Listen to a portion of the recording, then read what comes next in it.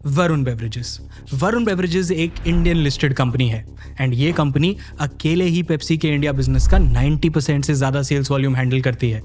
तो अगर आपने इंडिया में पेप्सी की बॉटल उठाई है तो चांसेस है कि उसकी बॉटलिंग वरुण बेवरेजेस ने ही की हो। पेप्सी को हर साल ब्रांडिंग एंड मार्केटिंग पे 350 करोड़ रुपीस खर्च करता है, बट वरुण बेवरेजेस का रेवेन्यू पेप्सी के रेवेन्यू का दुगना है एंड प्रॉफिट्स 8 गुना है।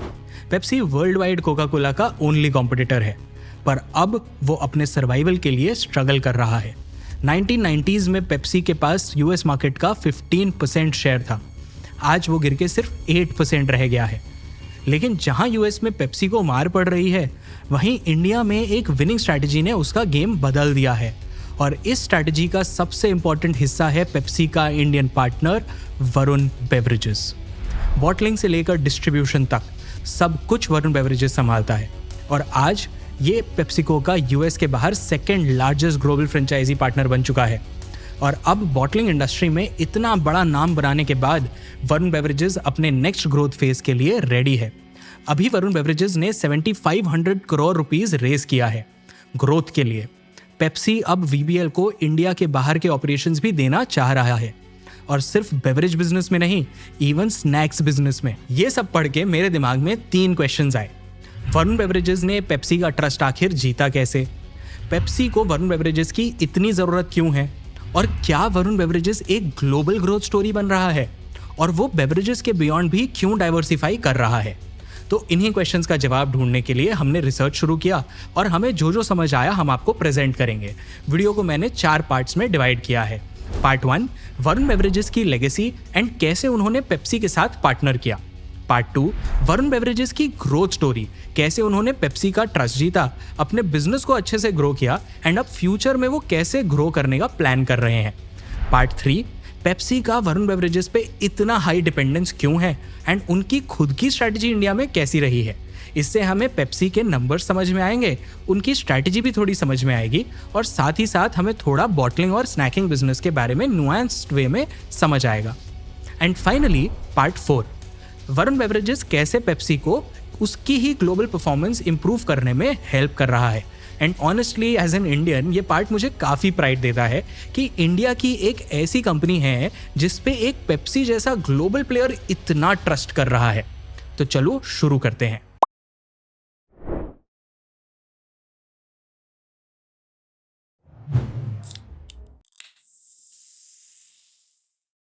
ऐसे तो वरुण बेवरेजेस 1995 में स्टार्ट हुई, बट इन रियलिटी इस कंपनी की नींव 1960s में ही डाल दी गई थी, जब चुन्नीलाल जयपुरिया ने इंडिया में कोका कोला के बॉटलिंग राइट्स लिए।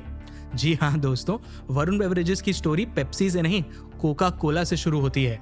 उन दिनों कोका कोला इंडिया में बहुत पॉपुलर हो गया था। पेप्सी समहाउ इंडिया मार्केट में क्लिक नहीं कर रहा था एंड दोनों ही कंपनीज अलग अलग बॉटलर्स पे रिलाई करते थे पैकेजिंग एंड डिस्ट्रीब्यूशन के लिए। फिर पेप्सी ने 1962 में इंडिया मार्केट एग्जिट कर दिया एंड फायदा किसको मिला? कोका कोला को। कंपटीशन ना होने की वजह से कोका कोला की पॉपुलैरिटी और बढ़ती चली गई, बट कहानी में वापस ट्विस्ट आया। 1977 में इंडियन गवर्नमेंट ने एक हिस्टोरिक डिसीजन लिया। फॉरेन कंपनीज को अपने स्टेक्स 60% से कम करने को कहा गया और कोका कोला से तो गवर्नमेंट ने उनकी जान ही मांग ली। उनका सीक्रेट कॉन्सेंट्रेट फार्मूला, वही फार्मूला जो लेजेंड्स के हिसाब से जॉर्जिया बैंक के वॉल्ट में कहीं लॉक्ड है, जिसे दुनिया में सिर्फ 10 लोग ही जानते हैं। और इंडियन गवर्नमेंट चाहती थी कि कोका कोला वो अपने जो भी फार्मूलाज हैं इंडियन शेयर होल्डर्स को दे दे। तो एकदम प्राण जाए पर सीक्रेट ना जाए स्टाइल में कोका कोला ने इंडिया भी छोड़ दिया और देखते ही देखते कोका कोला के 22 इंडियन बॉटलर्स बिजनेस से बाहर हो गए और इन बॉटलर्स में एक थे चुन्नीलाल जयपुरिया। सोचो उनको कितना बड़ा शॉक लगा होगा। सारे इन्वेस्टमेंट, सारे प्लान्स एकदम से खत्म। लेकिन उनके पास जो बॉटलिंग इंफ्रास्ट्रक्चर था उसका कुछ तो करना पड़ता। चुन्नीलाल जयपुरिया को अपना आंसर थम्स अप में मिला। कोक के इंडिया के एग्जिट के बाद थम्स अप को एक बड़ी अपॉर्चुनिटी खुलती हुई दिखी। पार्ले के रमेश चौहान ने एक कोला बनाया जो इंडिया के लिए परफेक्ट था। चौहान को पता था कि इंडिया में फ्रीक्वेंट पावर कट्स होते हैं और रेफ्रिजरेशन भी लिमिटेड है, इसीलिए उन्होंने थम्स अप जैसा ब्रांड बनाया जिसका डिजाइन उन्होंने ऐसा किया कि वो बिना रेफ्रिजरेशन के भी लंबे समय तक फिजी रह सकता है। तो अब चुन्नीलाल जयपुरिया और उनके 3 बेटे थम्स अप के 3 बॉटलिंग यूनिट्स हैंडल करने लगे। हर एक भाई को एक बॉटलिंग यूनिट मिला। चंद्रकांत जयपुरिया को दिल्ली का प्लांट मिला, सूर्यकांत जयपुरिया को नागपुर का और रविकांत जयपुरिया को आगरा का। ये वही दौर था जब इंडियन पॉलिसीज अनप्रेडिक्टेबल टर्न्स ले रही थी। तो 1980s में पेप्सी ने फिर से इंडिया मार्केट में एंट्री ली, उसकी प्लानिंग स्टार्ट की। इस बार उनके पास एक ऐसा ऑफर था जिससे ना बोलना इंडियन गवर्नमेंट के लिए मुश्किल था। वो अपना फ्रीटो ले का पैक्ड फूड बिजनेस, जो कि लेज और चीटोस जैसे ब्रांड्स बेचता था, वो इंडिया लाना चाह रहे थे। ये इंडिया के एग्रीकल्चर इकोनॉमी को बूस्ट करने के लिए एक बहुत अच्छा ऑफर था। लेकिन पार्ले के रमेश चौहान को ये प्लान बिल्कुल पसंद नहीं आया। If the government of India clears this project, I will be convinced that rules do not apply, that they can be bent to suit individual people. लेकिन पेप्सी ने भी हिम्मत नहीं हारी। 1990 तक उन्होंने गवर्नमेंट को मना लिया। उन्होंने बड़े इन्वेस्टमेंट्स करने की गारंटी दी। ये भी एश्योरेंस दिया कि वो इंपोर्ट्स कम करेंगे और एक्सपोर्ट्स ज्यादा। पेप्सी ने इंडिया में खुद के बॉटलिंग प्लांट सेटअप किए और दूसरे बॉटलर्स को भी फ्रेंचाइजी डील्स दिए। बॉटलर्स को अट्रैक्ट करने के लिए उन्होंने इंटरेस्ट फ्री लोन्स भी ऑफर किए। पेप्सी ने एक आइकॉनिक महाराष्ट्रियन ब्रांड डूक को भी अक्वायर कर लिया। वो जल्द से जल्द इंडियन मार्केट को कैप्चर करना चाह रहे थे।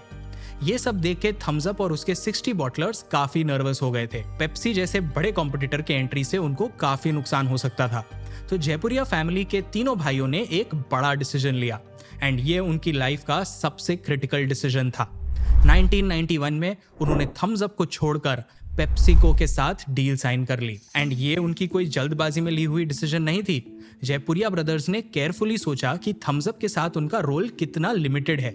वो 3 फैक्ट्रीज के आगे ही नहीं बढ़ पा रहे हैं, पर पेप्सी के साथ उनको ग्रो करने की बहुत अच्छी अपॉर्चुनिटी दिखी। हाइंडसाइट में लगता है कि थम्स अप के साथ रहना भी बुरा ऑप्शन नहीं था, क्योंकि आज के दिन भी हम इंडियंस जितना थम्स अप पसंद करते हैं उतना शायद हम कोई भी और कोल्ड ड्रिंक पसंद नहीं करते। जहां कोका कोला के पास 9% मार्केट है और पेप्सी के पास 8% मार्केट है इंडिया में, वहीं थम्स अप के पास 16% मार्केट शेयर है। पर याद रखना, पास्ट में देख के टिप्पणी देना बहुत ईजी होता है, लेकिन उस वक्त खड़े होकर फ्यूचर के लिए सही डिसीजन लेना बहुत मुश्किल। किसी को नहीं पता था कि थम्स अप बहुत जल्द ही साइड बदल लेगा। कोई नहीं एक्सपेक्ट कर रहा था कि 1991 के लिबरलाइजेशन के बाद कोका कोला भी वापस इंडिया आएगा, और ये भी कि Parle Thums Up brand Coca Cola को बेच देगा।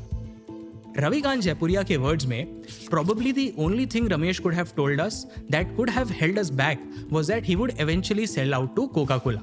Maybe he didn't think of it at that time. We certainly weren't anticipating it either. We had anyway made our choice. There was no going back. You could only be a part of one camp. We chose Pepsi.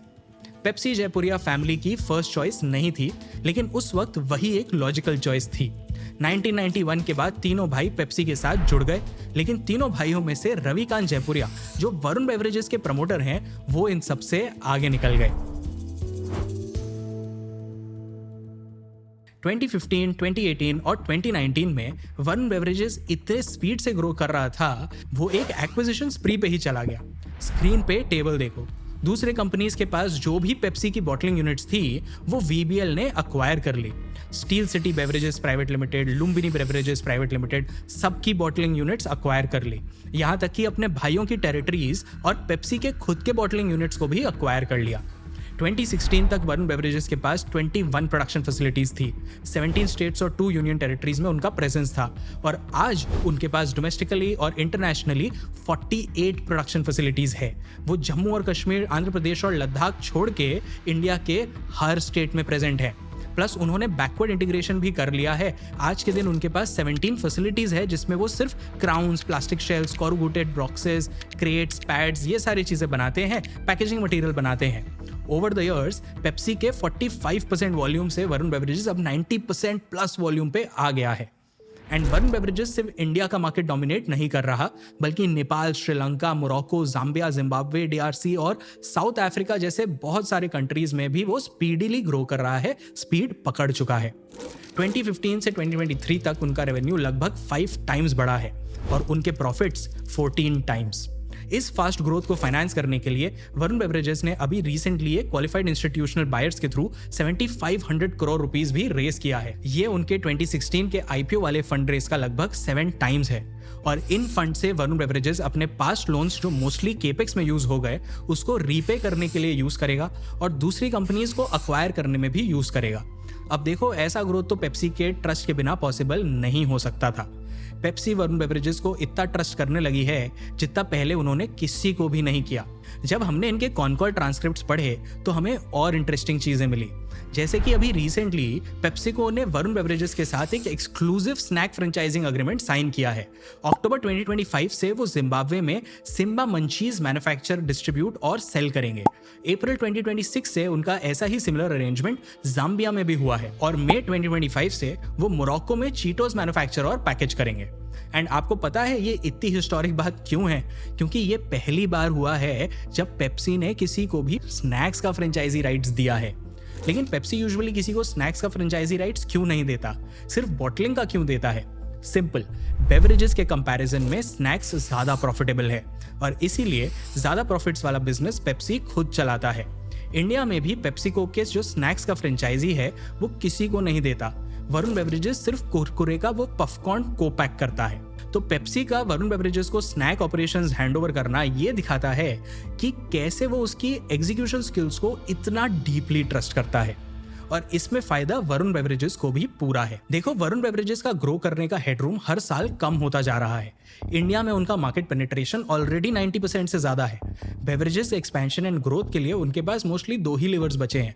पहला कि Pepsi या कोई भी Cola का per capita consumption India में बढ़े and दूसरा कि कोका कोला से मार्केट शेयर लिया जाए। इंडिया में हमारा कार्बोनेटेड सॉफ्ट ड्रिंक्स का जो पर कैपिटा कंजम्पशन है वो काफी लो है। यूएसए के 120 लीटर्स पर एनम के अगेंस्ट हम सिर्फ 7 लीटर्स कंज्यूम करते हैं। लेकिन शायद यूएस सही बेंचमार्क नहीं है, क्योंकि यूएस जितने एक्सट्रीम पे है उतने एक्सट्रीम पे कोई कंट्री शायद ही कभी जाए। लोग आजकल सॉफ्ट ड्रिंक्स को ऐसे भी नेगेटिव वे में देखने लगे हैं।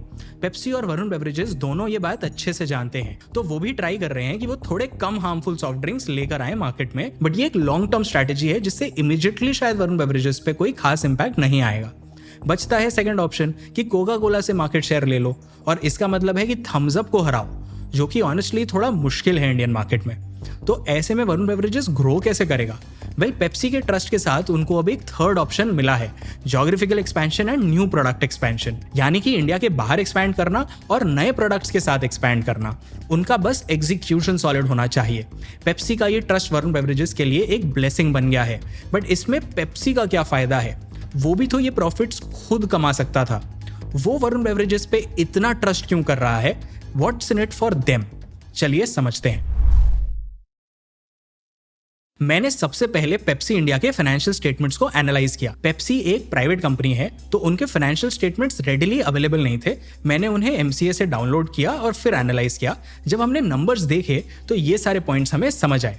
फाइनेंशियल ईयर 18 तक पेप्सी के 74% एसेट्स बेवरेज बिजनेस में टाइड थे। आज ये गिर के 30% रह गए हैं। बाकी का हिस्सा स्नैक बिजनेस में शिफ्ट हो गया है। फाइनेंशियल ईयर 14 से लेकर फाइनेंशियल ईयर 19 तक पेप्सी का beverage segment maximum times red में रहा था। तो उन्होंने बॉटलिंग ऑपरेशन से एग्जिट करके सिर्फ पेप्सी ब्रांड मैनेज करने पे फोकस किया और फ्रीड अप एसेट्स को उन्होंने ज्यादा प्रॉफिटेबल स्नैक्स बिजनेस में डाइवर्ट किया। इसका रिजल्ट ये हुआ कि बेवरेजेस का रेवेन्यू शेयर, जो कि फाइनेंशियल ईयर 14 में 60% था, वो गिर के अब 20% रह गया है। स्नैक्स का इंक्रीजिंग रेवेन्यू इस ड्रॉप को कॉम्पनसेट कर रहा है। फाइनल आउटकम, पेप्सी के लॉसेस प्रॉफिट्स में ट्रांसफॉर्म हो गए हैं। फाइनेंशियल ईयर 15 का जो 640 करोड़ का लॉस था, अब वो 430 करोड़ के प्रॉफिट्स में ट्रांसफॉर्म हो गया है। अब इस शिफ्ट को समझने के लिए रिवाइंड करते हैं। जब पेप्सी पहली बार इंडिया आया ना, तब वो सिर्फ फ्रेंचाइजीज पे रिलाई नहीं कर रहा था, बल्कि वो अपने खुद के बॉटलिंग प्लांट्स भी चला रहा था। उस टाइम ये बहुत ही इंपॉर्टेंट था। लोकल बॉटलर्स के पास इतने रिसोर्सेज नहीं थे कि वो पेप्सी के विजन को केटर कर पाए। काफ़ी ग्राउंड वर्क करने की ज़रूरत थी। लोकल बॉटलर्स को ग्रो करने के लिए टाइम देना ज़रूरी था, इसलिए पेप्सी को खुद ही लॉसेस बेयर करने पड़े और खुद ही ये सारा केपेक्स हैवी काम करना पड़ा। फाइनेंशियल ईयर 14 तक बेवरेजेस का रेवेन्यू शेयर 4000 करोड़ रुपीस था, जो ओवरऑल रेवेन्यू का 60% था। लेकिन बेवरेज सेगमेंट में पेप्सी को 80 करोड़ रुपीस का लॉसेस भी हुआ। इसकी वजह से उनकी ओवरऑल प्रॉफिटेबिलिटी 55% से गिर गई। On the other hand, snacking business lower revenues ला रही थी, बट असली प्रॉफिट्स पेप्सी को उसी से मिल रही थी। तो उनको शायद स्नैक्स पे फोकस करना था एंड वरुण बेवरेजेस धीरे धीरे उनका ट्रस्ट जीत ही रहा था। So over the years Pepsi ने VBL को अपने बॉटलिंग यूनिट्स हैंडओवर करना शुरू कर दिया। 31 मार्च 2015 तक पेप्सी ने उनको अपने नॉर्दर्न टेरिटरी के यूनिट्स बेच दिए थे एंड 31 मार्च 2019 तक सदर्न और वेस्टर्न टेरिटरीज के यूनिट्स भी सेल कर दिए थे। और जैसे ही पेप्सी ने बॉटलिंग का कंट्रोल छोड़ा वैसे ही उन्होंने स्नैक्स बिजनेस पे डबल डाउन करना शुरू किया एंड रिजल्ट फाइनेंशियल ईयर 23 तक पेप्सी के 70% एसेट्स स्नैक्स में टाई हो गए। आज के दिन पेप्सी का स्नैकिंग बिजनेस कंपनी के रेवेन्यू का 80% और प्रॉफिट्स का 98% कंट्रीब्यूट करता है। और इस मूव की वजह से फाइनेंशियल ईयर 14 से फाइनेंशियल ईयर 23 के बीच पेप्सी का रेवेन्यू सिर्फ 20% से ग्रो किया बट प्रॉफिट्स में उनको 600% तक का ग्रोथ देखने मिला। So it genuinely made sense for them. और पेप्सिको के ग्लोबल एंटिटी का अगर एनुअल रिपोर्ट देखें तो पता चलता है कि कॉन्सेंट्रेट बेचने में ही उनको मार्जिन ज़्यादा मिलते हैं, तो वो उसी पे फोकस कर रहे हैं, मैन्युफैक्चरिंग उन्होंने छोड़ दिया। पेप्सी के इमीडिएट लॉस का एक और भी रीज़न है जो उनके ग्लोबल और लोकल दोनों फाइनेंशियल स्टेटमेंट से समझ आता है, उनका high advertising expenses. 11 to 13% of revenue advertisements में ही चला जाता है। कोका कोला एक डीप पॉकेटेड कॉम्पिटिटर है, तो उससे फाइट करने के लिए बेवरेज में स्पेंड्स हाई रखने पड़ते हैं। बट दोस्तों, एड्स में भी an expense in accounting but great branding goes a long way.